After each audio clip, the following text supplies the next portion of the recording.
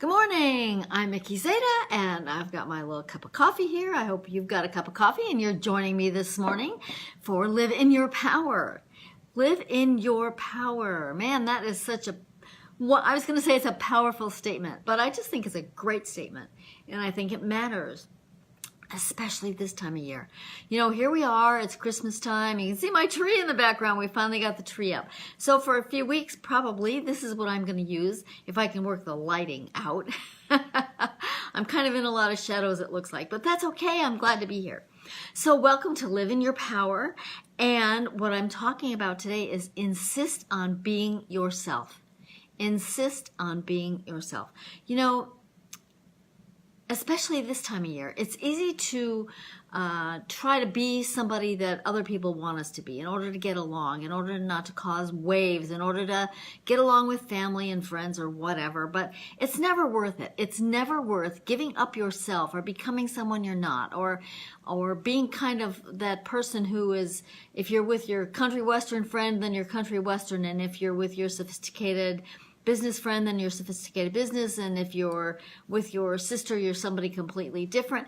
Don't, you know, all of us do that in some way, but it's so important to insist on being yourself. Figure out who you are. When you know yourself authentically, it's a lot easier not to become other people, not to become, well, not so much become other people, but as become people that other people want us to be. That's what I'm trying to say, I think. And you know, we do that, especially when we've lived in domestic abuse. We become chameleons. We become whoever we need to be at that time. And that's a tough way to live. That is a tough way to live. So choose this holiday season, choose for the rest of your life to be your authentic self. And don't be apologetic about who you are or what you think. You know, for me, once I learned who I was, it became so much easier to express my opinions without being rude or without being in somebody's face. That's part of maturing. That's part of living your authentic life.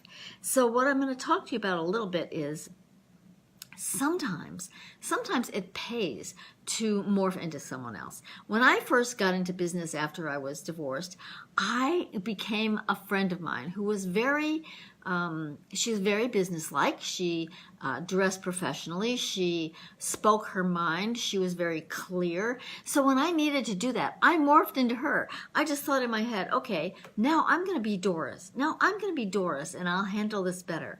And that taught me, that gave me the backbone really to speak my truth, to be more direct, to become more of me. And while I wasn't really Doris, that gave me pretending, what am I saying? Borrowing her personality maybe helped me become more of who I wanted to be in business. And it worked. It worked. In fact, you know what? One of the best compliments I ever got from an employee, she came in and she said, you know, Mickey, I had to deal with one of my employees today and in my department. And I didn't know how I was going to do it exactly. I was very uncomfortable. So I just decided I was going to become you. So when I walked into that meeting, I walked in as myself, but thinking like Mickey Zeta thinks and speaking like Mickey Zeta speaks. You know what? That was the best compliment any employee could ever give me. I was so excited that she thought enough about me professionally to use me as her guide. And that's what I'm suggesting. As we're growing, as we're learning to be ourselves, as we're learning to insist on being ourselves, sometimes it's handy to borrow somebody else's confidence, borrow somebody else's personality. That's not being codependent. That's not what I'm talking about. I'm talking about learning to be who you want to be. And you know where this came from, and you can see my tree in the background, but you know that I have a place in Florida too. We spend half the year in Connecticut and half the year in Florida. And in Florida is my Christmas decoration that I got from a friend, and actually it hangs on my a little peg that I've got in my house in Florida all the time, and it says, "Be yourself. Everyone else is taken." I love that little ornament. It's silver, and it's really a Christmas ornament, but I have it in my house all the time. Be yourself, everyone else is taken. So while you might borrow personalities from other people, you might choose to emulate your friends that you'd like to live the kind of life that they live, become the kind of person that they are. But remember that you are yourself. Nobody else is like you. Nobody else brings to the table what you do. No one else has your gifts or your powers or your strengths.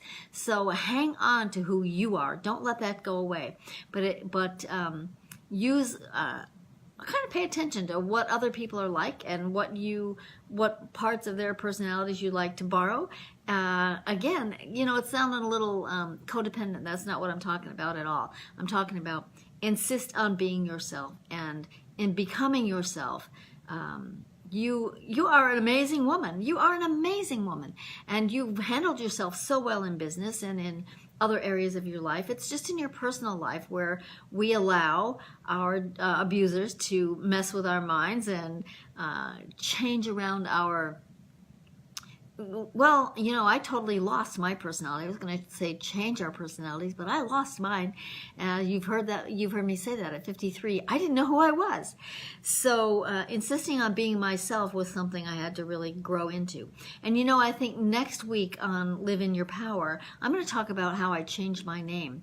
I didn't want to take back my maiden name, and I didn't want to keep my ex-husband's name. My son was grown by the time I left. So I created my own name.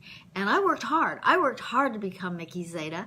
It's a terrific thing to do. Several women I know of, when I've shared my story, have chosen also to change their names to something that they invented, to become themselves. So that's part of me insisting on being myself, is having created my own name.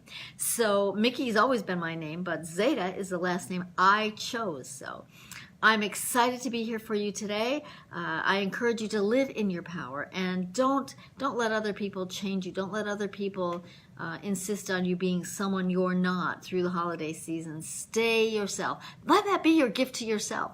Work through this holiday season to live in your own power, to insist on being yourself, and that's your gift to yourself. What a cool idea.